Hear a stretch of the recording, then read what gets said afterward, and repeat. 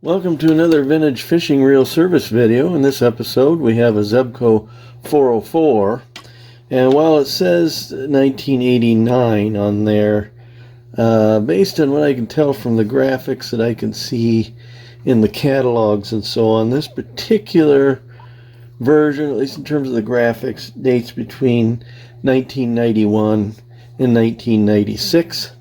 This was, I think, rated or typically came spooled with about 15-pound tests, so this was kind of a slightly heavier reel for I don't know if you want to say heavy action, but maybe heavy or medium action. The rod says heavy action. This is the 4038 5'6" Zebco rod, so this was almost certainly bought as a combo, and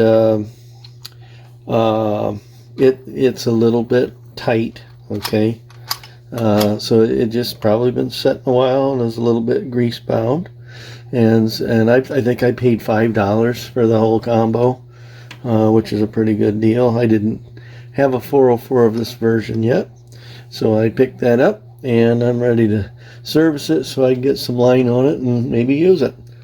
So let's go ahead and get started.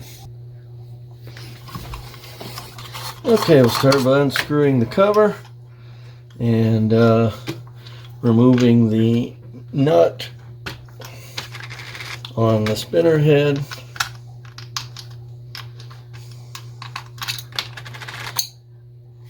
Removing the spinner head and the E-clip that holds the spool on.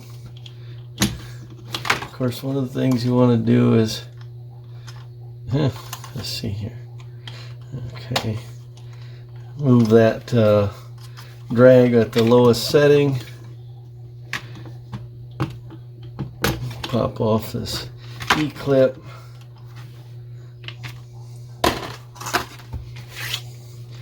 And off comes the spool. This grease is pretty hard and chunky.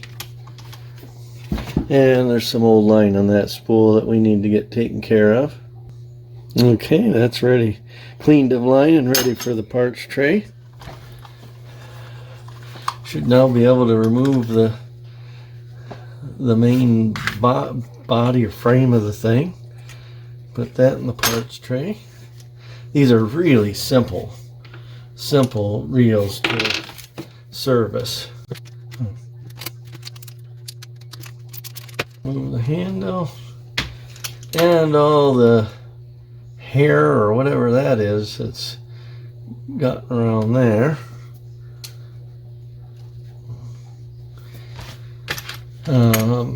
Pop out the axle shaft. Look at all of that hard, great nasty grease on there. It's just really sticky, which is why it's not turning very well. And a big giant clump of unnecessary hard grease. That's what you call over greasing right there. I mean, it's just caked on in there.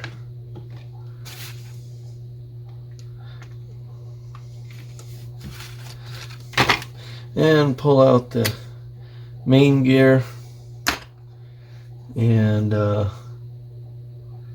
gonna, let's see.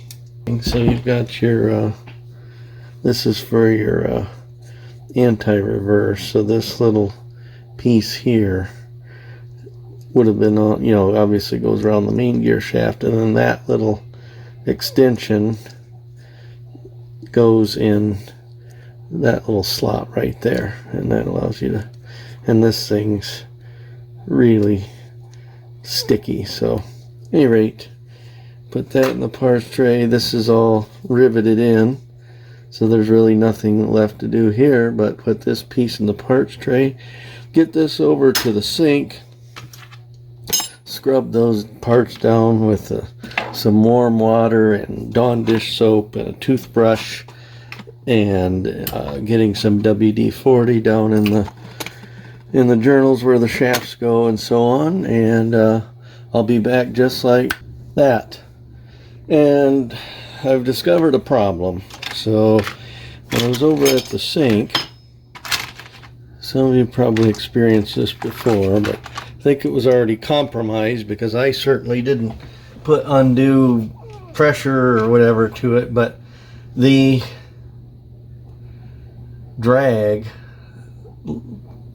here has the little post has broken off where it's molded into the body right there. So that's supposed to fit on there like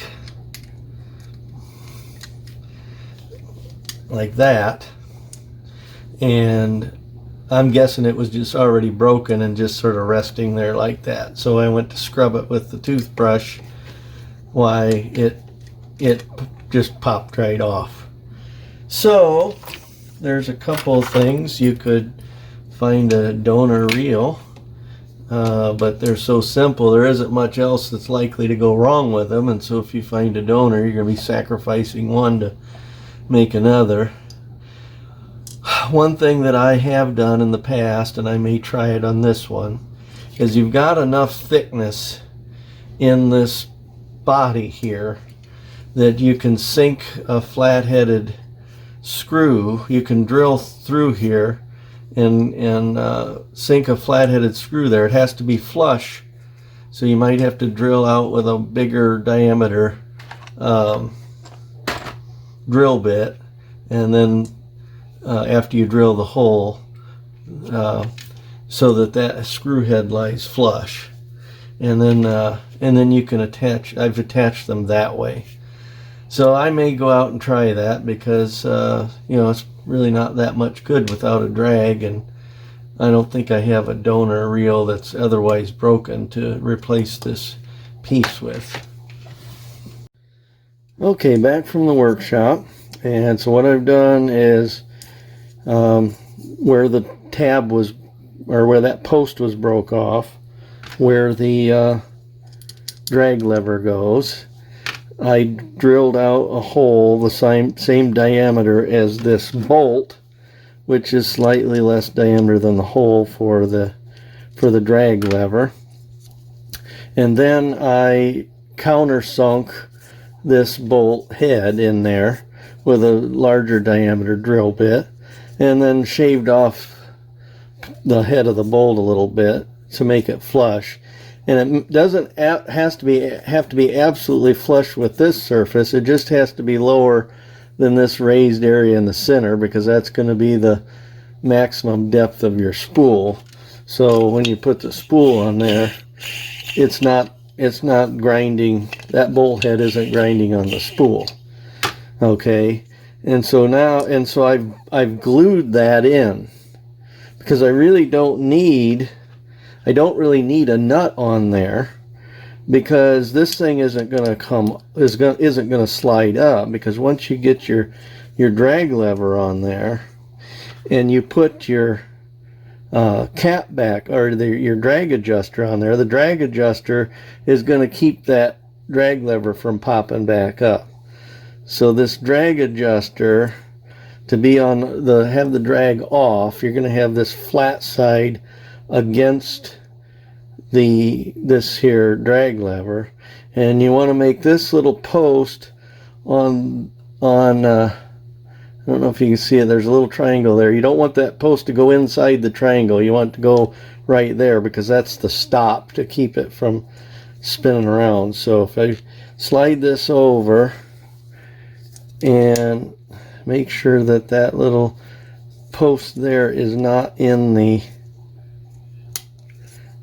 that triangle,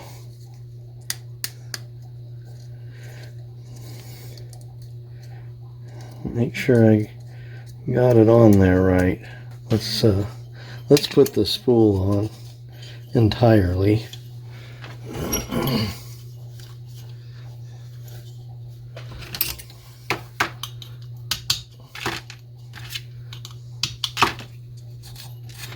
Okay, so, and then you have to, of course, make sure that rides on there, down there like that. And so I don't have hardly any drag there. So now if I turn the drag up to maximum.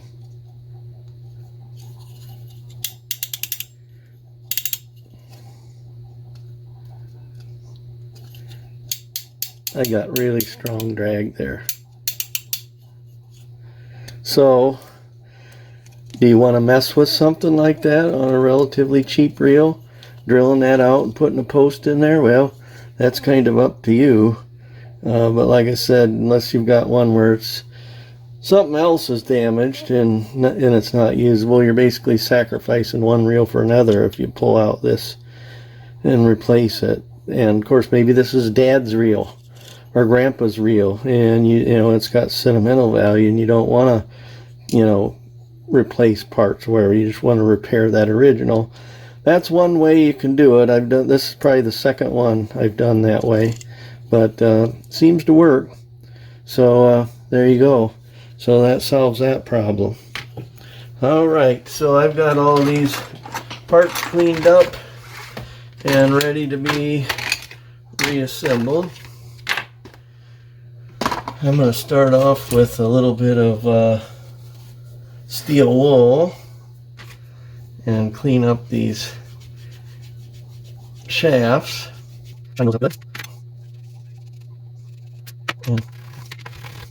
Okay, so now we're ready to oil the axle. Wait a minute, one thing we forgot. We got to get this piece on there. So this piece goes on like that. It was so greased on there that it stuck to the housing when I took this off. But put your oil on there and then run this through, and then that little projection there slides into that little slot there. So that would be off, I believe, and then this would be anti-reverse on. Let's see, wait a minute, maybe it's the other way around.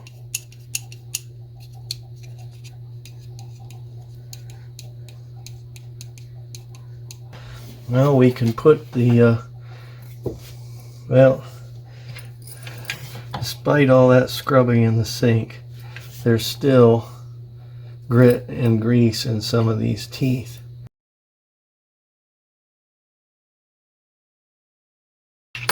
It's really weird that post was broken, because I don't see anywhere. I mean, this reel is pretty much pristine. I wonder if it's ever been used much, if at all. But we got to get some grease on this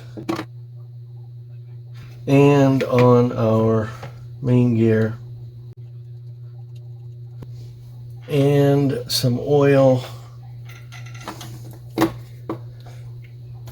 on the shaft, and drop that down in there. And there's our anti-reverse working. And now we can put on the handle.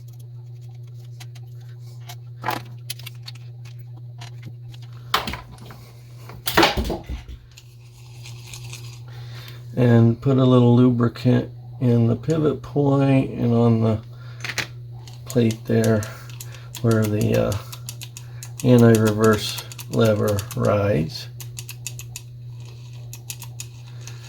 And now we're ready. I mean, this was supposed to be a simple reel, okay, and you know, it seems like you always run into some kind of problem, but this wouldn't have taken but a matter of minutes if it wasn't for that broken drag lever post.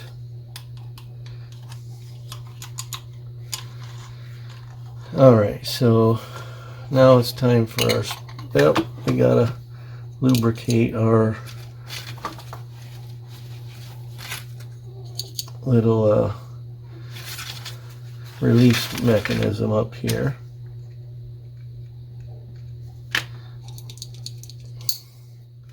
And line up the flat side to the flat side, and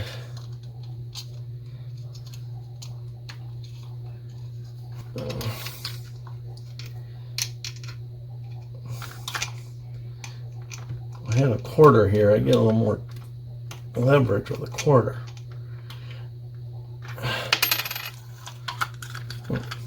These confounded things.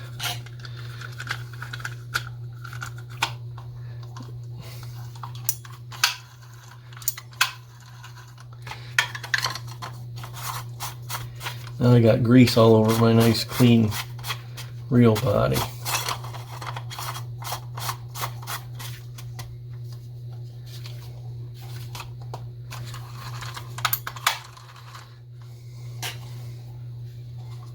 So let's get some line on this and check and see if the repair on the drag is working.